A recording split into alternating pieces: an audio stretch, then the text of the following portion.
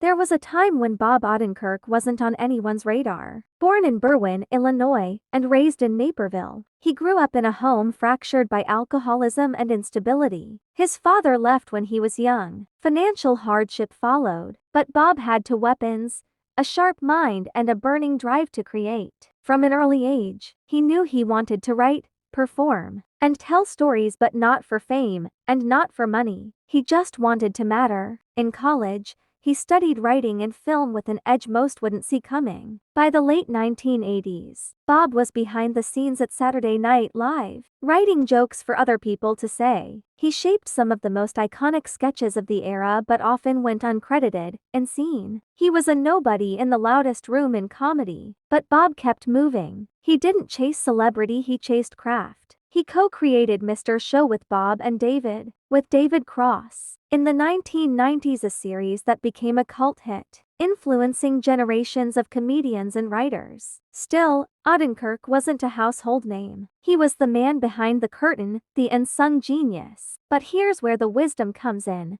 Bob never stopped learning. He took roles, made short films, tried directing even when they flopped. Every failure was a blueprint. Every rejection became a redirection. Then came Breaking Bad. Originally hired for just a few episodes as a sleazy lawyer named Saul Goodman, Bob turned a side character into a cultural icon. Audiences were captivated. AMC gave him his own show, Better Call Saul, and Bob proved to the world he wasn't just a funny guy. He was a dramatic powerhouse. Raw, real, relatable.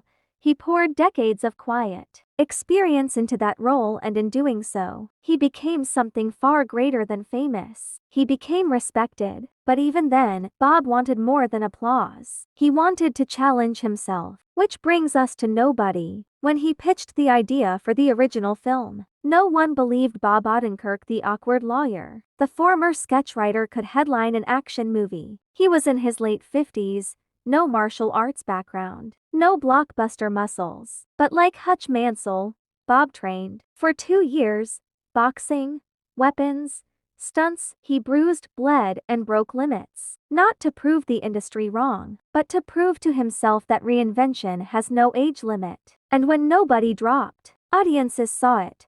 The comedy legend who could fight like John Wick, act like De Niro, and carry a franchise like a true star. It was gritty. It was brutal, but most of all it was earned. Now, with Nobody 2, Bob isn't just continuing the story of Hutch Mansell, he's living it. A man once considered supporting talent has become a leading force. He's produced, co-written, and now helps shape the very stories he stars in. He's built a legacy defined not by trends or ego, but by resilience, reinvention, and purpose. Success, Bob didn't chase it. He built it brick by brick. Wealth, he didn't just earn money, he gained influence, artistic freedom, and the power to uplift others. Wisdom, he didn't let the world decide his ceiling, he decided to keep climbing. The final message: Bob Odenkirk's real-life journey mirrors Hutch Mansell's in the most powerful way. A man once invisible rose, not through violence, not through hype, but through craft,